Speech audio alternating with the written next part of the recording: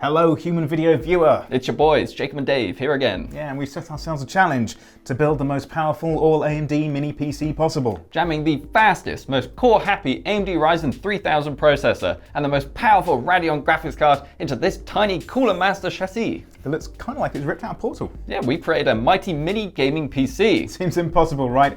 But it's all AMD all the time. Sorry, what actually is that hanging out the back? Is that a graphics card? Might be.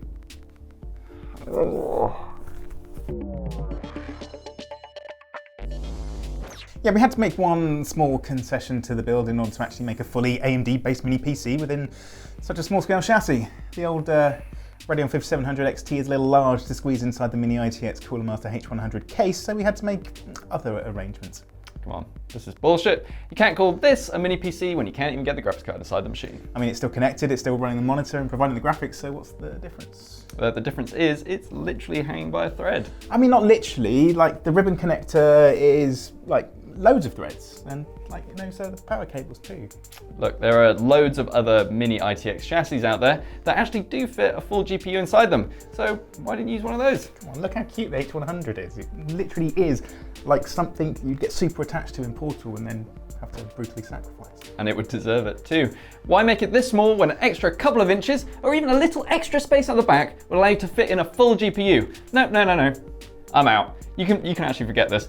Come back to me when you've actually built a mini PC that's not going to burst into flames. All right?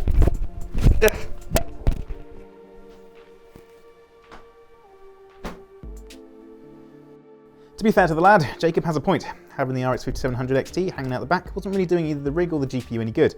And even though we could get it to boot into Windows, actually using the XT to power the display, for some reason AMD's drivers refused to recognise the Radeon hardware attached to the machine. Not entirely sure if the motherboard was loving the riser ribbon, to be honest. So yeah, if you want a really powerful mini gaming machine of this size powered by AMD, then you're going to have to make one big compromise. Use an Nvidia graphics card. Look, hear me out. While AMD has now announced the RX 5500 series cards, they're only catering to the OEM crowd right now, ignoring the DIY enthusiasts until some unspecified time later this year. And at the moment, it looks like they're targeting the GTX 1650 in terms of gaming performance too. That doesn't really cut it for what we want in terms of frame rates. And with the RTX series cards also being too long for the H100, that leaves the GTX 1660 Ti, a GTX 1070 level card that can nail 1440p in the latest games, and in a very svelte form factor too. But the rest is all AMD. The base of the build is the powerful ASRock X570 mini-ITX board, the Phantom Gaming ITX TV3. It's got all the X570 good stuff such as PCIe 4.0 and the proper Agisa ABBA BIOS 2 for all your boosty frequency fun times. Underneath the board is space for an M.2 PCIe SSD, and we've jammed 16GB of memory in there too, though we could probably do with some lower profile RAM to be comfortable underneath the CPU cooler. Paired with all that, we've got the Ryzen 9 3900X, the 12-core, 24-thread behemoth that can happily run at 4.2 GHz all-core under load. And how are we keeping such a powerful thing cool in such a tiny case? The beautiful Noctua L12S cooler just fits the cramped confines of the ASRock board, though interestingly it does require the Intel fitting bracket, not the AMD one. With the capability of cooling a 95-watt TDP CPU, it's a great fit. Though obviously it does get super toasty in there, it doesn't throttle or crash even under serious load, so I'm counting that as totes stable, even if it did peak at 101 degrees C under heavy CPU benchmarking. We've also got 650-watt Corsair PSU in there, which definitely isn't placed too close to the CPU cooler for optimal airflow. Luckily, that big-ass Cooler Master fan is up there sucking cool air in from the front.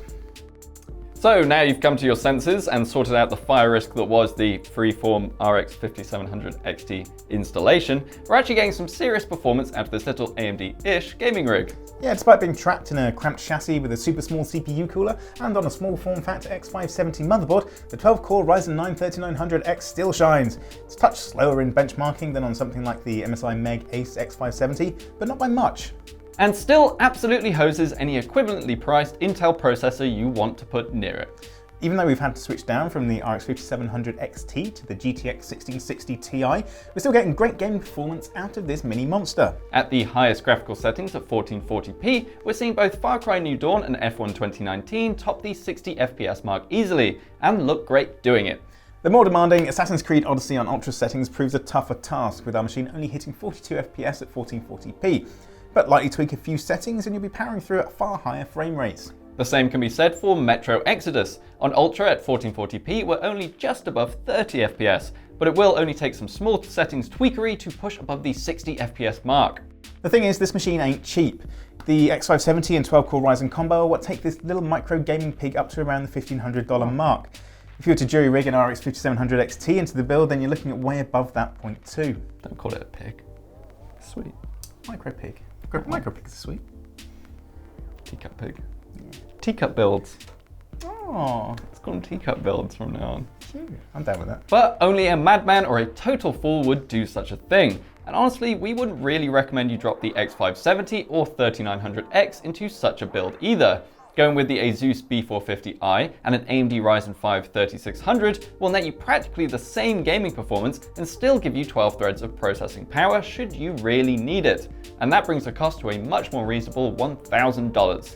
The other thing is, having built a machine into this Cooler Master H100, we wouldn't recommend it for a gaming PC either.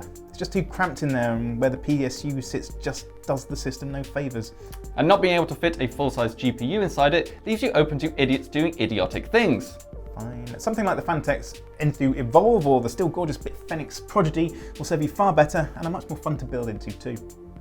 So while we may have failed to build an entirely AMD-based gaming machine into this Cooler Master chassis, we still managed to create a seriously powerful gaming PC with a paltry footprint. And shown how you can build something almost as powerful for a full $500 less. And decided that you probably shouldn't build one into this Cooler Master chassis. Yeah, no, probably not.